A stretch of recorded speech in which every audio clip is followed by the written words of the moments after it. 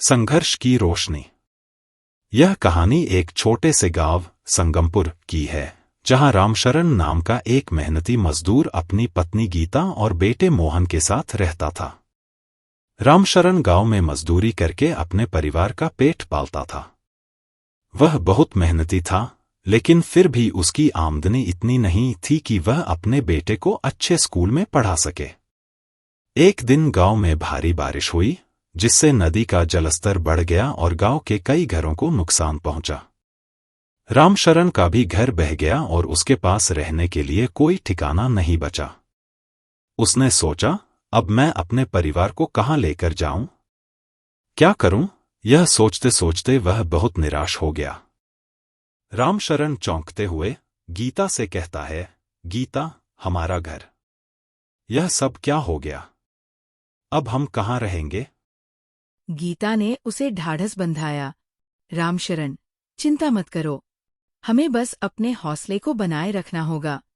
अगर हम चाहें तो मेहनत करके फिर से एक नया घर बना सकते हैं।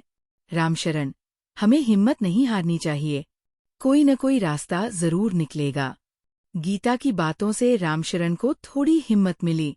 रामशरण गीता और मोहन को लेकर गांव के सरपंच के पास गया और उसने अपने गांव के सरपंच से मदद मांगी। सरपंच ने रामशरण से कहा, बेटा, गांव के बाहर एक टूटी फूटी झोपड़ी पड़ी है। तुम चाहो तो वहां रह सकते हो और हम सब मिलकर तुम्हारी मदद करेंगे। लेकिन तुम्हें खुद भी मेहनत करनी होगी और आगे का रास्ता तुम्हें खुद बनाना होगा। रामशरण ने झोपड़ी को साफ किया और वहीं अपने परिवार के साथ झोपड़ी में रहना शुरू कर दिया। लेकिन उसे समझ नहीं आ रहा था कि अब वह क्या करे, क्योंकि मजदूरी के काम भी बारिश के कारण ठप हो चुके थे और रोजगार के बिना अब खाने के भी लाले पड़ गए। एक रात मोहन अपने पिता से कहता है, पिताजी, हमारे गांव में बहुत से लोग हैं जो मिट्टी के दीपक खरीदते हैं। क्यों न हम मिट्टी के दीपक बनाकर बेचना शुरू करें? रामशरण को मोहन का सुझाव पसंद आया। रामशरण, गीता और मोहन ने मिलकर मिट्टी के दीपक बनाना शुरू किया। शुरुआत में दीपक अच्छे नहीं बने, लेकिन धीरे धीरे उनकी मेहनत रंग लाने लगी। वे इस काम में माहिर हो गए। गांव के लोग उनके दीपकों को खरीदने लगे और धीरे धीरे उनकी कमाई बढ़ने लगी। गांव में उनकी पहचान बनने लगी। कुछ महीनों बाद रामशरण ने अपनी कमाई से एक छोटा सा पक्का घर बना लिया। अब वे सुरक्षित थे और उनकी आर्थिक स्थिति भी पहले से बेहतर हो गई थी। अब उनका जीवन धीरे धीरे सुधरने लगा।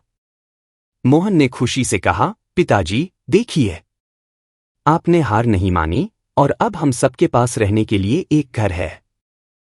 रामशरण मोहन से कहता है, बेटा, संघर्ष ही जीवन की असली रोशनी है। अगर हम कभी हार नहीं मानते तो सफलता जरूर मिलती है। यह कहानी हमें सिखाती है कि जीवन में कितनी भी कठिनाइयां आए, अगर हम मेहनत और धैर्य बनाए रखें तो सफलता अवश्य मिलेगी। हर मुश्किल का हल हमारे भीतर ही छुपा होता है, बस हमें उसे ढूंढना आना चाहिए।